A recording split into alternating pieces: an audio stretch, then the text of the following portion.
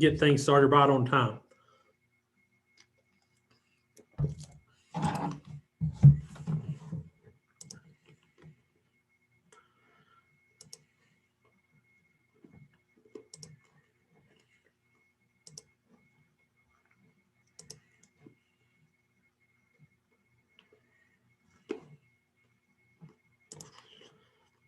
All right, there's that one.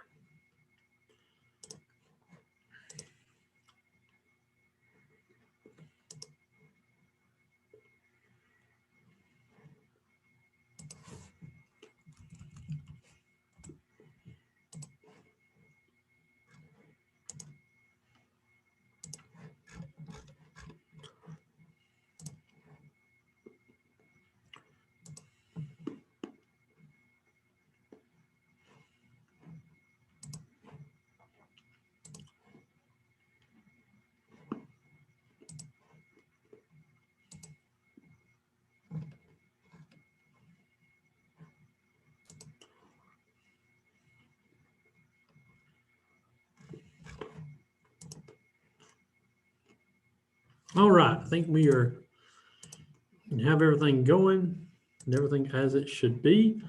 I apologize for the delay in getting that going this evening. I want to thank everyone for your cooperation last week. For those who are not members at Fulton, you may not have heard or haven't looked at our tech channel. Last week, we were unable to do class because I was having some issues with an eye, but that has been taken care of and everything is going a lot better now, and everything's improving. So I appreciate everyone's calls and messages of concern and care about that. So what we're going to do, I'll go ahead and tell you, we were supposed to end this class in about 2 or 3 more weeks. We're going to, we're supposed to end this the 3rd of November, but because of missing last week, we're going to extend this and go to the 10th of November. So we're going to go 4 more classes, 3 more weeks after this class. So I apologize for that, but that's going to be the easiest way to stay somewhat on schedule, and it's still going to be before Thanksgiving, so I don't think it'll be many issues if we do it that way. But we'll keep you up to date there. We'll do our 12 weeks like we talked about. You'll get the whole 12 weeks before we take our break. All right, I believe that sets that up. Now we're going to turn and go to our lesson for tonight. Tonight we are going to begin in the book of Leviticus. We are so far we have looked at Exodus and Genesis and Exodus, excuse me. And we've looked at those 2 books, and you may look here, we're at lesson 9, and we've only done 2 books, the Old Testament. We're supposed to survey the entire Old Testament, even in 2 quarters. But I promise you, as I told you before, we're going to keep speeding up. We're going to look at the highlights of the books. Tonight, my plan in the next 35 minutes is to take you through the rest of the books of law. We're going to look at Leviticus, Numbers, and Deuteronomy. Again, we took time with Exodus and Genesis because they lay the foundation for what we're about to see. They lay the foundation for the rest of these books of law and the rest of these books that Moses has written and of setting forth the nation of Israel as God's chosen people. Again, that is my plan. We will see how far we get tonight, but that's our hope. Now, we look at the book of Leviticus, where we start there. The name Leviticus means concerning the Levites. It focuses on priestly rules and priestly rights and functions.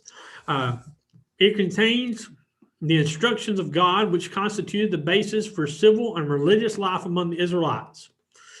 It is different from the other books in the Pentateuch or the Torah, the first 5 books of the Bible, in that it is not narrative, but a code of conduct for Israel.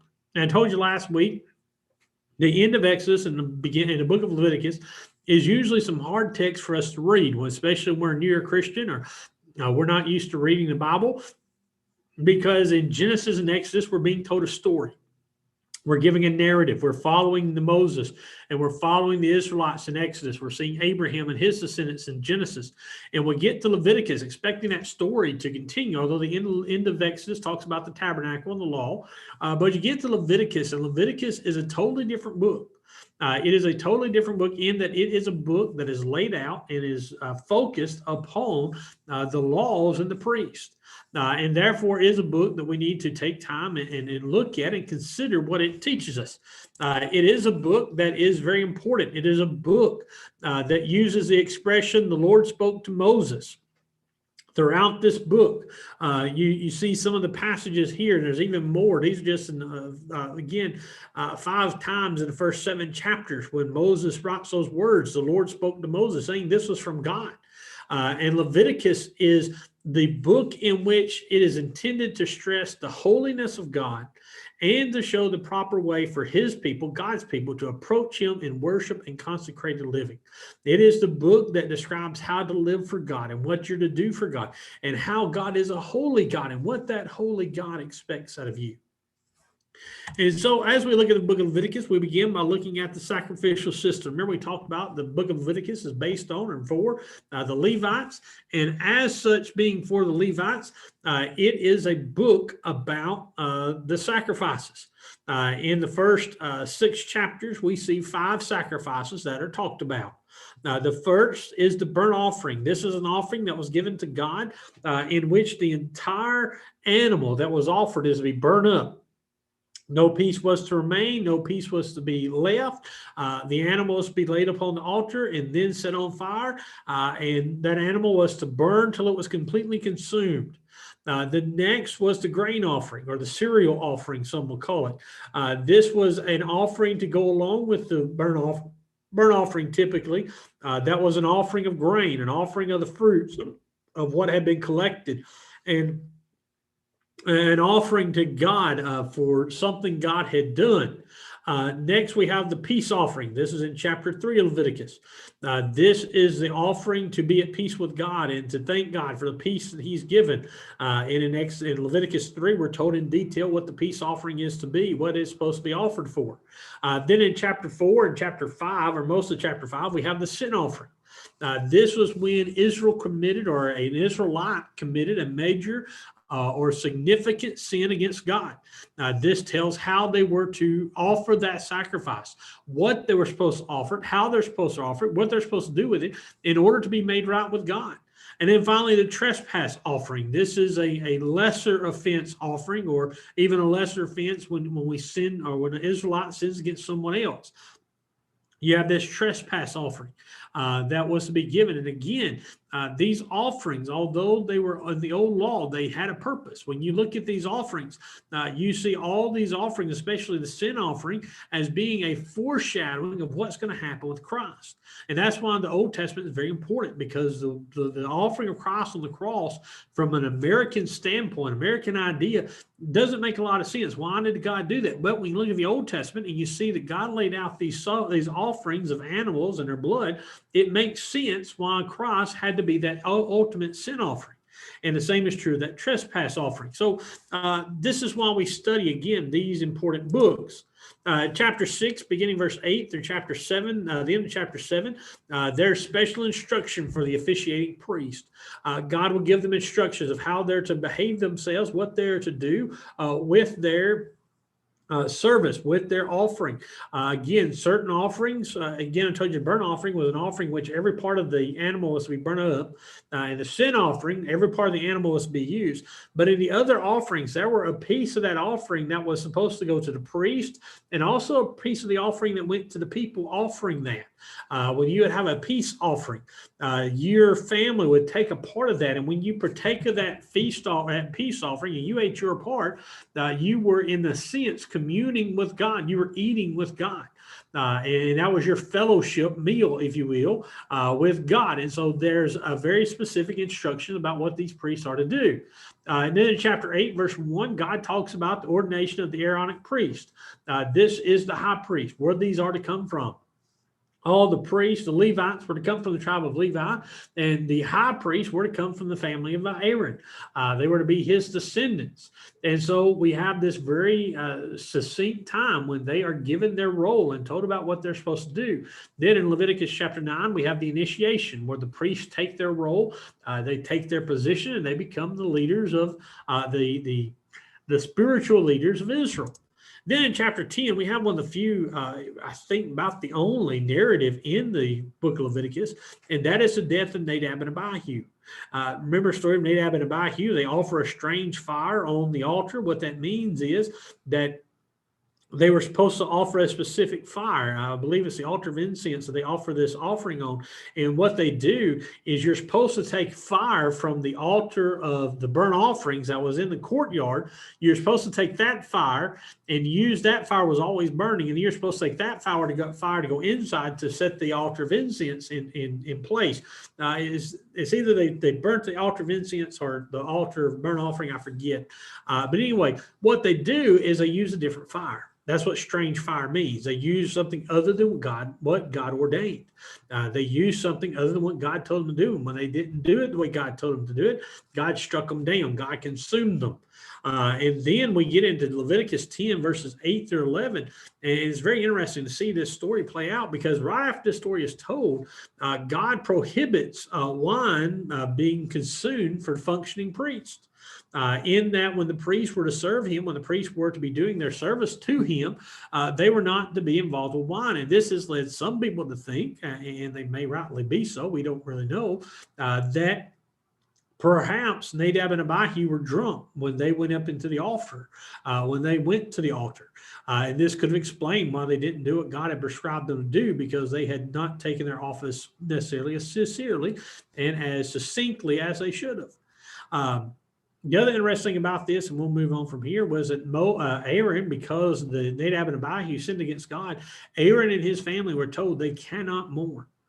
They were not to mourn for Nadab and Abihu because they had disobeyed God.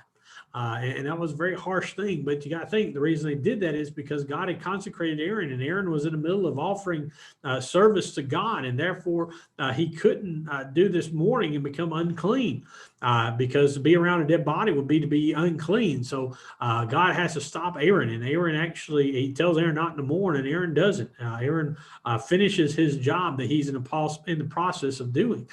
Very interesting story, very important story about how important it is to do the things that God's called us to do the way God has called us to do them. But going from there, we go to the last part of Leviticus chapter 10, verses 12 through 20. We have the law concerning the holy things eaten by the priests, the things the priests were supposed to eat. How were they supposed to take their part? This was a major way the priests were supported by the offerings. They took a part of the offering. The major part of the offering went to God, but another part would go to feed the priests, and the other part would go to the people who offered it. From there, we get to Leviticus 11, chapter 11 through chapter 15, gives a number of provisions for purity. Leviticus 11, the first 31 verses, God gives laws given for distinguishing clean animals from unclean animals. Now, here's a very interesting thing about this, and there's been a study about this, a book put out years ago called None of These Diseases, where a doctor takes these purity laws that God gave the Israelites and talks about how advanced these were, how these laws were above anybody else. And when you look at what God tells the Israelites to eat and not to eat, is a very important reason for that. A big important reason for that, not just because God told them to, but also because what he tells them to cook or what he tells them not to cook are animals that if you don't fix just right, they have very deadly diseases to them. The easiest one of all of them is going to be pork. How many times have we seen people in grocery stores and cooks on TV stress the importance of when you cook pork, you have to cook it all the way through. If you don't, there's a chance you may leave a parasite alive, and it can cause very much damage. Well, when you've got a group of people who are traveling around and people who don't have all the modern conveniences we do, it's very important for them not to cook an animal that is very susceptible to having diseases or parasites or some kind of bad things within it without being cooked properly. And most of the other things that God told them, they had to be cooked right. Not only that, we go from Leviticus 11, verse 32 through 40, God gives laws to protect their food and water. And what's interesting is some of these very laws that God gave to them to protect their water, to look after their water and their food, to keep it from being contaminated, are some of the same standards we use today. Then from there, we get to chapter 12, verses 1 through 8. We see the purification for mothers after childbirth. They were called to do a certain process. Chapter 13 through chapter 14 talks about the regulations concerning skin infections. This was the idea of dealing with a skin infection, of not knowing whether it was contagious or not. This is the idea of the lepers when they had to be housed outside the camp. This was done so they wouldn't infect everybody else. Leviticus 15 talks about the purification from bodily secretions, what they were supposed to do if someone had that. Chapter 16 of Leviticus, very important chapter, talks about the special day, the only day the Jews were commanded to fast upon, and that was the day of Yom Kippur. Matter of fact, you still have a calendar. Most calendars today will still tell you when Yom Kippur is. This is the Day of Atonement, the day when Israel would go in, when the high priest would go into the most holy place and offer a sacrifice and put blood on the Holy of Holies. And it was the way of rolling the sins forward. And the high priest would offer a sacrifice for his sins, for his family sins, and then for the sins of the nation. And very important day in Israelite history, a day that they'll repeat, and another day that lines up with what Christ did. Leviticus chapter 17, there he'll talk about the role of sacrifice in general and talk about the importance of blood. Again, he'll stress the importance of the blood that is shed to forgive sins. That blood, without blood, there is no forgiveness of sins, as the Hebrew writer will say. This is where Leviticus stresses that, and that ties into Christ. Leviticus 18, there's laws concerning marriage, of who should be given in marriage. Leviticus 18, verses 19 through 20, talk about laws concerning sexual conduct.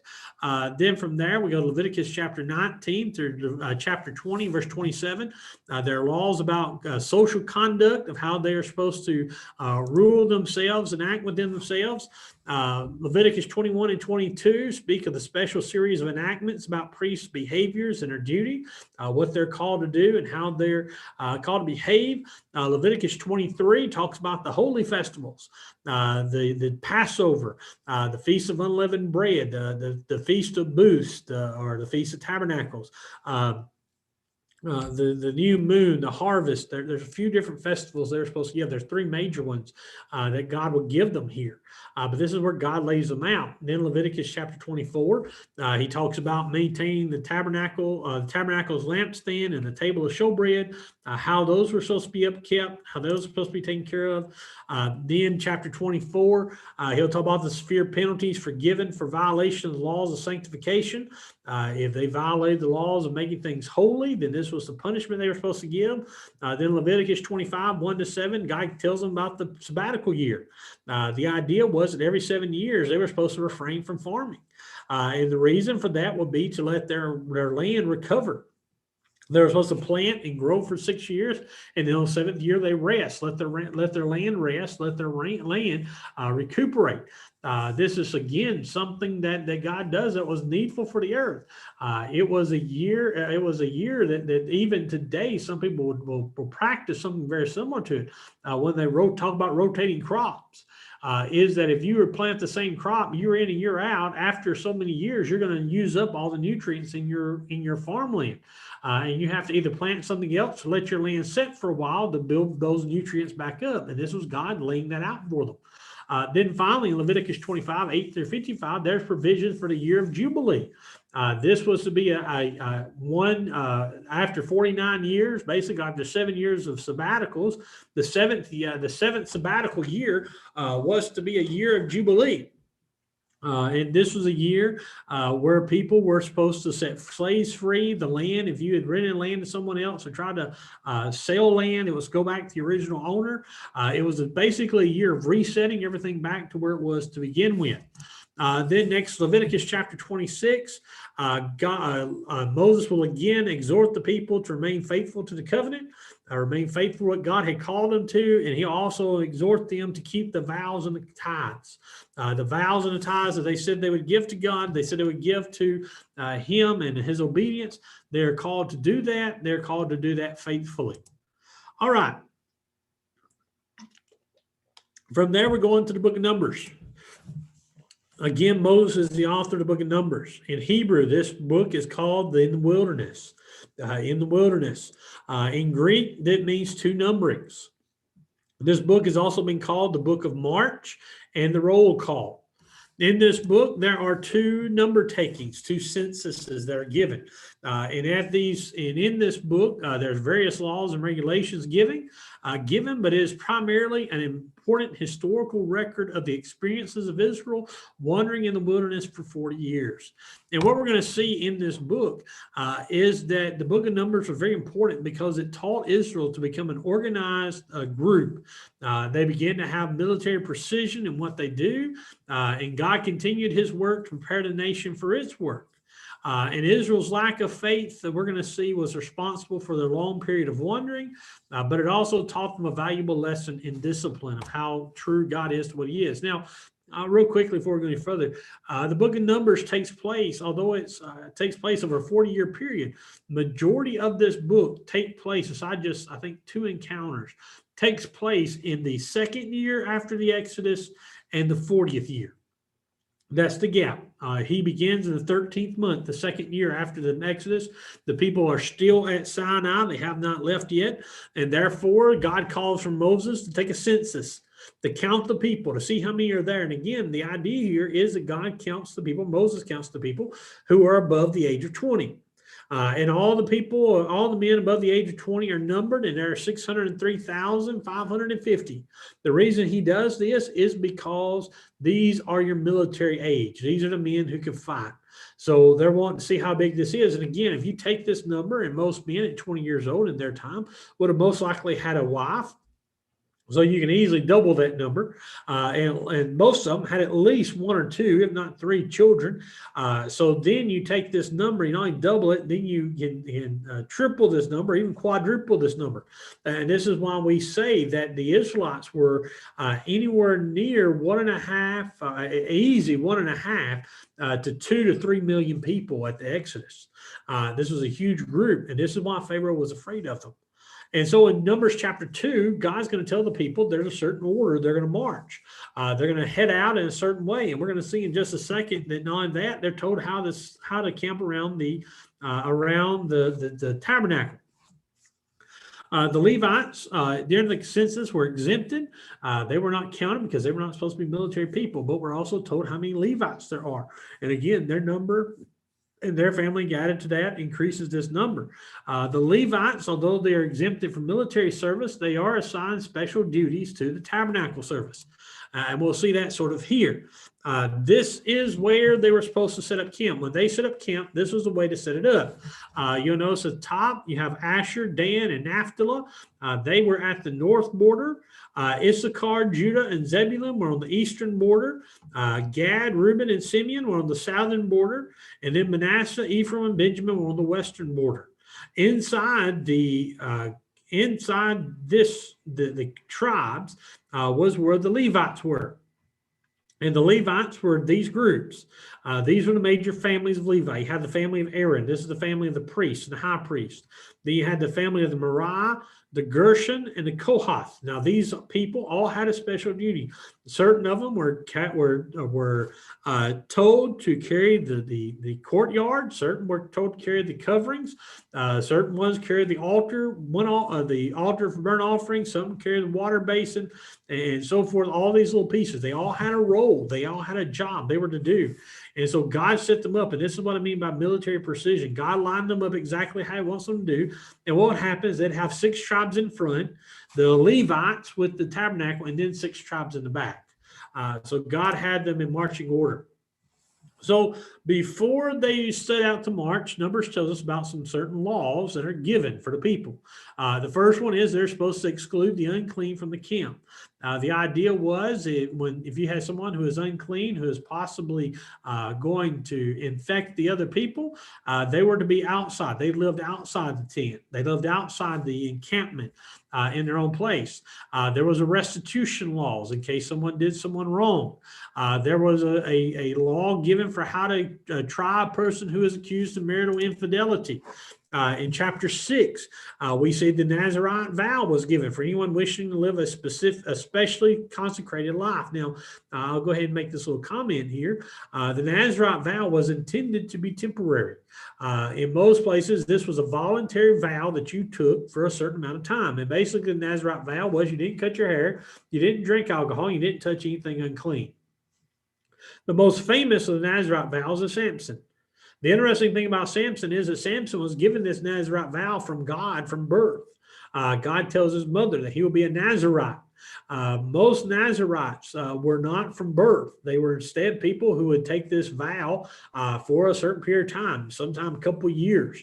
They would abstain from these things and offer themselves to God. And again, this was a time to set themselves aside to be specially consecrated. But I want you to know that typically the Nazirite vow was temporary.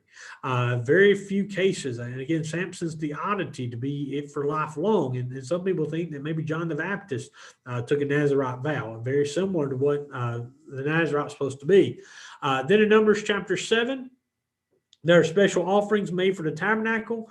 Then Numbers chapter 8, the priests were sanctified for their work. They were getting ready to go out and to take this tabernacle throughout the wilderness.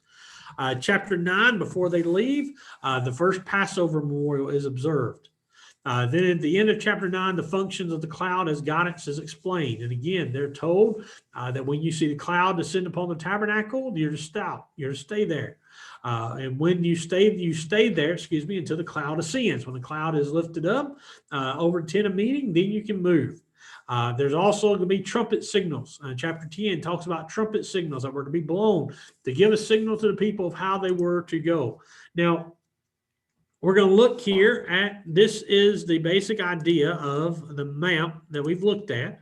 Again, they began over here in the land of Goshen. They've crossed the Red Sea. They've been in Sinai, and they're now leaving Sinai. I want you to notice the way they're going to go is they're going to take this path right here, and they're going to go up to Kadesh Berea right here. This trip should have took a couple weeks. It should have took a couple weeks at best for the Israelites to go from Sinai or even Egypt over here. But we're about to get to where the trouble is. And that's what we're going to see in our next little bit. And again, you see this idea that what happens is when Israel fails, they have to wander in this area. And again, imagine that for just being in a spot that's really not bigger than most of our states, but they're wandering down here in this wilderness. This is where Israel's going to be put, and this is what's going to happen to them when they have to go beyond their border. All right, now we get to the next little part. The events of the next 38 years are described within the section of chapter 10 to chapter 21, verse 35. In Numbers chapter 10, verse 11 through 36, God signals that the march toward Canaan is to begin. The Israelites set out and they go toward the land of Canaan they've been promised. In chapter 11, very shortly, just a few days after leaving, they begin to complain to Moses. And this is the book we're going to see the complaints of Israel. And so in Numbers 11, Moses goes to God and asks for help. He asks for help in leading the people because it's such a headache, because the people are so demanding and so troubling. So in Numbers 11, 16 through 30, 70 elders are appointed. And these are the men who are supposed to look after the affairs of the Israelites. There's so many that Moses can't handle them all. So what we saw in Exodus chapter 20. Then Numbers 11, the last part of that, the people complain to God about wanting food, and so God sends them quail. And God sends them quail upon quail upon quail. Basically, enough quail, they get sick of quail. But this satisfies their complaint about lack of food. Then in Numbers chapter 12, we have a very interesting case because Aaron and Miriam come to Moses, and they complain to Moses about the leadership. They come to Moses and say, basically, who has made you leader? Why does God come to you and you alone? Are we not the high priest? Are we not leaders too? And basically, God calls all three of them to come to the tabernacle, come to the tent of meeting. And when they come, God descends in a cloud, and it says that when they lifted up, that Miriam is struck with leprosy. And God tells them, basically, how dare you question me and my leader? And so what happens is that Aaron sees Miriam's leprosy is so severe that he calls out to God to forgive them for what they've done, and please don't kill Miriam with the leprosy. Remember, Miriam is Moses' sister and Aaron's his brother. And so basically God says that set her outside the camp, and in 7 days she'll be made whole. And again, her leprosy, apparently from the way it's described by Aaron, is such a severe case that it is the case that's typically described as being life-threatening. So Israel stays there for 7 days. Then in Numbers 13, we have that very famous count where 12 spies are sent out into the land of Canaan. One man from each tribe is to go into the land of Canaan and spy it out and see out what it's like. In Numbers chapter 14, the men come back. 10 spies are against God. 10 spies says, we cannot take the land. We are grasshoppers in their eyes. They are giants and we are small. There's no way we can take what they have. Only 2 are faithful to God. And those 2 that are faithful are Joshua and Caleb. And they are the only 2 that are allowed to enter the promised land from this generation. And so they go against they go against the men of God and Moses. And basically what God does is God punishes them. God forces them to wander. He strikes the other 10 spies with plague, and they die shortly after. But the rest of Israel is forced to wander a year for every day the spies sent spying out the land. That's why they have 40 years of wandering, because they spent 40 years. They spent 40 days checking it out, so they had to wander for 40 years. And basically what God says is that no one in this generation is going to enter the promised land save Joshua and Caleb. So basically at this point, what happens is anybody above the age of 20 at that point does not see the promised land. It is only those who are 20 years and younger who are actually going to see the promised land. And again, they are at this point when they see this, Kadesh Barnea, they tried to go into Canaan. We're going to see that they are, in what we looked at, they try to go into Canaan, it fails, and this is where God punishes them because they turn, when God strikes them down, they try to go into the land anyway, and God shows them he's not going to be with them, so they have to turn back. Then go back to Numbers 15. We have the additional laws that are given for the people to know and how to control them. Numbers chapter 16, there's a new rebellion under the reign of a man named Korah. And what Korah is a Levite. And he questions how Aaron and his sons and his family are the ones who are the priests. And he tries to stand up against them. And basically, God has them separated out. And if you know this story, God opens the earth from underneath Korah, and the earth swallows up Korah and his family and all their possessions. And when God destroys them, the people of the camp complain that the punishment was too severe. God went too far. How dare God do this to those men? And so what happens in Numbers 16, 41 through 50 is the plague comes and destroys Israel. And this is a plague that starts on one side of Israel and begins to sweep through the people complaining until Aaron goes out with an incense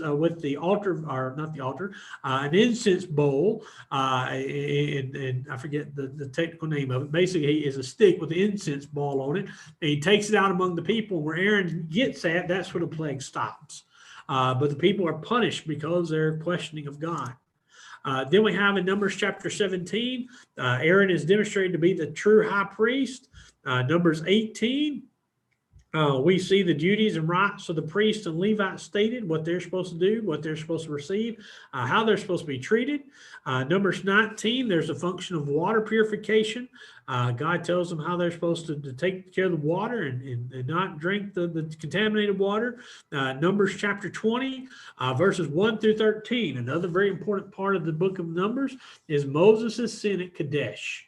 And this is the sin that bars Moses and Aaron from entering into the promised land. You remember the story? God tells Moses and Aaron to go speak to the rock, and God will bring forth the water. Moses gets mad and upset and frustrated with the people, and he does two things. Two things are typically associated or attributed to Moses as being what keeps him from being in Kadesh, and that is one, that he takes credit himself for what is happening. That he says that we have given you this water, taking credit for him and Aaron. And two, he decides to strike the rock where God says, speak to it. And therefore God says, because you've done this, you shall not enter the promised land. And again, to us, sometimes that seems fairly harsh. That seems very, very, very harsh for God to do that. But God is a God of holiness, and God demands a certain lifestyle. God demands a certain obedience to him. And that's part of his life. That's part of the obedience to him. And so Moses and Aaron lose their place in the promised land.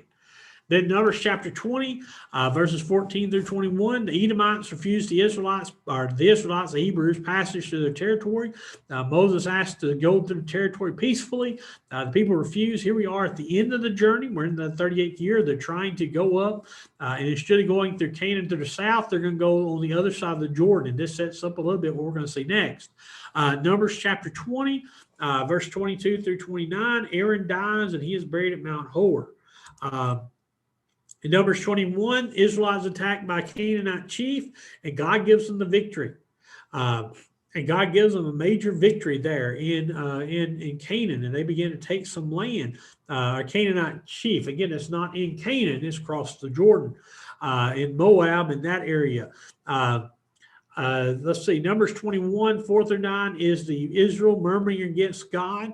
And God sends the plague of the fiery serpents. Remember that God tells Moses to make a staff with a golden serpent on it, and whoever looks upon that staff will be cured and be healed. And that staff later becomes a god in the kings. In Numbers 21, the people of Israel approach the area east of Jordan. They go through that region. Let me go back here real quick. Basically, what we're looking at is they are here. They went through Edom, and Edom's where they get attacked. They want to go through Moab, but they have to circle around Moab because Moab's part of their history. They are entering this area up here, this Mount Nebo, and some of it. So this is where Israel is at as they're getting ready to go across, and they're getting ready to go up here. They're going to wind up across from Jericho. All right. Chapter 21, verse 21 to 22, Moses asked for permission to pass through the Amorite land. God was told, he asked the Moabites to pass through, they refused, and he was told not to attack the Moabites. The Amorites, he's asking for permission, they refused, and King Sihon refuses to let Israel pass through peacefully, and therefore he goes to war with Israel. And this time, God allows Israel to attack back and be victorious. And basically what happens is King Sihon dies in the conflict, and his land is taken by the Hebrews. It's taken by the Israelites. And then in Numbers 22, verse 21, the Hebrews are crossing the Jordan in Jericho. They're looking across to the promised land while they're here in chapter 22. The rest of it is where Balak hires Balaam to curse Israel. You know that story of the talking donkey. Chapter 23 and 24, Balaam comes, and remember he says that I won't say anything but what God has given me, what God tells me to say, and most people think that's just a way of him trying to butter up the king.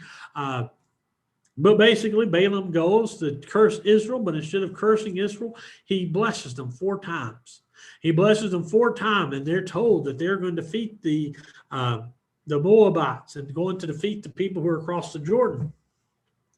Then in Numbers 22, we see, or excuse me, this should be Numbers 24 and 25, excuse me. We see some Hebrews begin to take Moabite women as prostitutes and begin to worship Baal. And then in Numbers 25, 6 through 18, because they're worshiping Baal and following Baal, God sends a plague throughout Israel, which kills 24,000 of the people. God strikes them down for their disobedience. And we're told later that the plan for this turning Israel away from, to bring Israel down, Balaam will tell Balak that if you want to bring Israel down, then get them to turn against their God. If you'll get them to worship another God, then their God will be jealous and their God will destroy them. And that's basically what we see here. Then in Numbers 26, Moses takes a second census, and this time Israel's total is 601,730 people. Again, there's only about 4,000 different difference between the first census and the second census, but yet we've seen a lot of people who have been struck down with plagues, a lot of groups that have been brought down by God. So this Israelite could be a lot larger when they got here if they would have stayed faithful to God. Last few things that are given here in the book of Numbers, Numbers 26, 52 through 27:11. They make plans for dividing up the land. They plan of how they're going to go in and how they're going to divide up the land of Canaan. Numbers chapter 27, 12 through 23, Joshua is officially chosen to take Moses' place. Moses makes a public declaration that Joshua is going to be his fill-in. And we're going to see that again in Deuteronomy come up. Then Numbers 28 through Numbers 30, there's laws about sacrifices and vows given. Then Numbers chapter 31, Midian is destroyed by the Israelites because they attacked them as well. And what happens is that Reuben, Gad, and Manasseh they ask Moses for God's permission to take lands on the Trans-Jordan side. What that means is the opposite side of the Jordan from Canaan. And they take the land of Moab and that land, the Midianite land, that land on the eastern side of the Jordan River. God promised the western side. They take the eastern side. But in chapter 32, they're told they can have the land, but yet they must they must submit and must fight for the land of Israel. They must fight to capture the rest of Canaan. They agreed to do so, that they will not settle their land until the rest of Canaan is destroyed. Then in Numbers chapter 33, we see the summary of Israel's journey from Egypt to Moab. Is another breakdown of where Israel has been and where Israel has traveled from Egypt all the way up to Moab. Then finally, Numbers chapter 33 through chapter 36, or 33:50 through the end of 36, there's closing details given about dividing the land among the remaining tribes, and the book of Numbers is going to close. Then that brings us to the book of Deuteronomy. I apologize. I was hoping we'd get further than this, but we're not, and we're out of time tonight. So next week, we'll pick up here in Deuteronomy. We will hit Deuteronomy, Joshua, and hopefully Judges. That way we can halfway stay back on schedule, and our goal is to get at least through the Kings, if not through Esther and Ezra by the November 10th. If we don't make that, we'll make up for it next quarter. But for tonight, that's as far as we're going to go. Again, I appreciate you being here. Appreciate you logging in with us tonight. We hope this is beneficial to you. I know this is, again, very fast and very swift in our discussions of this, but in order to cover all this, we're having to do this as quickly as possible, and probably need to be a little quicker than what I'm actually doing. But I apologize for not getting as quick as we ought to be. But for tonight, we're going to stop right there. And again, I appreciate you being here. Appreciate you taking part in this class. I hope that you're having a good week. And Lord willing, we will see you next Tuesday night. Until then, we hope that you're having, like we say, a great time, a great week. Everything's going well for you. And again, we hope to see you next Tuesday night at 7 p.m. And again, we hope that God bless you to that. If you don't have a somewhere regular, you can find us here on our Facebook page and our YouTube page for our regular services, Wednesday night, Sunday night, or Sunday morning. We'd love to have you there. Again, if you have any question or comment, please let me know. But again, that's all we have for tonight. Hope you're having a great day and a great week.